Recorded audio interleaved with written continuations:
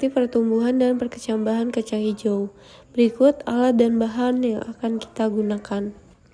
Yang pertama ada kapas, yang kedua ada kacang hijau, yang ketiga ada botol selai, keempat penggaris, kelima air, dan yang keenam lembar pengamatan.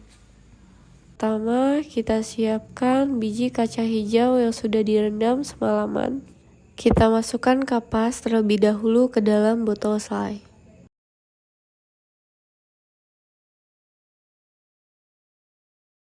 Kemudian setelah itu kita masukkan rendaman dari kacang hijau ke dalam botol selai yang sudah diberi kapas.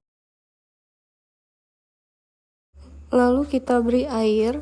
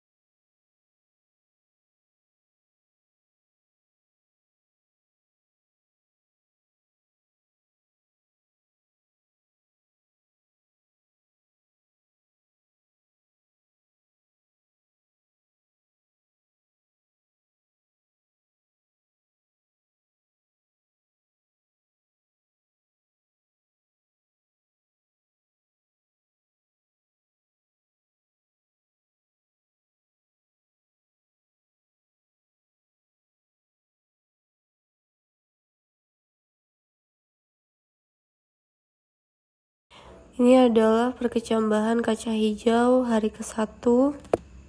Pada hari kedua, akar sudah mulai tumbuh. Di hari ketiga, batang dan daun sudah mulai tumbuh dan terlihat. Di hari keempat, daun sudah mulai tumbuh. Di hari kelima, sudah tumbuh bakal pohon. Pertumbuhan dan perkembangan hewan, lalat buah. Yang pertama, kita siapkan alat dan bahan terlebih dahulu.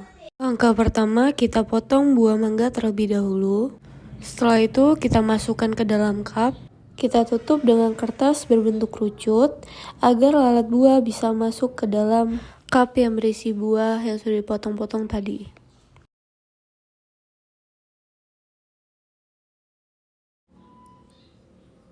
Kita juga menambahkan buah pisang.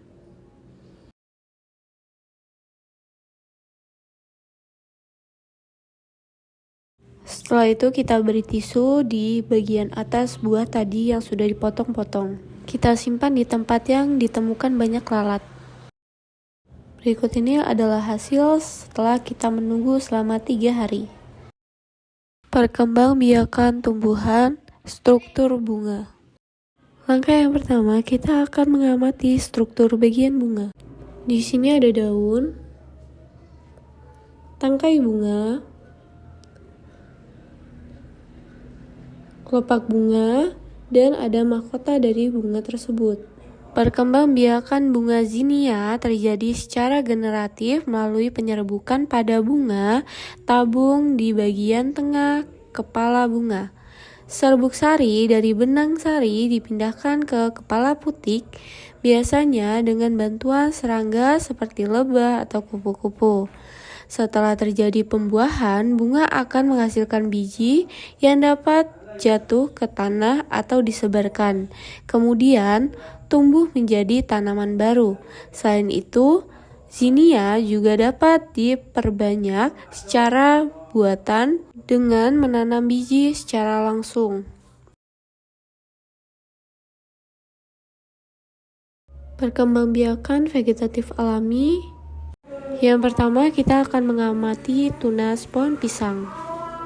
Pertumbuhan tunas pohon pisang terjadi melalui perkembangbiakan vegetatif dari bonggol yang berada di dalam tanah. Tunas muncul sebagai anakan di sekitar tanaman induk akibat pembelahan jaringan meristem, lalu tumbuh menjadi tanaman baru. Proses ini dipengaruhi oleh faktor seperti nutrisi, air, dan cahaya. Dalam budidayanya, tunas yang sehat dipilih agar dapat berkembang optimal menjadi pohon pisang yang produktif. Yang kedua, kita mengamati tunas jahe. Pertumbuhan tunas jahe terjadi melalui rimpang yang berada di dalam tanah sebagai bentuk perkembangbiakan vegetatif. Tunas muncul dari mata tunas pada rimpang, kemudian berkembang menjadi batang dan daun baru di atas permukaan tanah. Proses ini dipengaruhi oleh kondisi lingkungan seperti kelembapan, suhu, dan ketersediaan unsur hara. Tunas tumbuh ke permukaan tanah menjadi batang semu yang disertai daun muda. Sementara di bawah tanah, rimpang terus berkembang dan membentuk cabang baru. Proses ini dipengaruhi oleh faktor lingkungan seperti kelembapan, cahaya, dan ketersediaan unsur hara, sehingga kondisi yang optimal akan mempercepat pertumbuhan tunas jahe. Sekian video praktikum dari kelompok kami akhiri. Wassalamualaikum warahmatullahi wabarakatuh.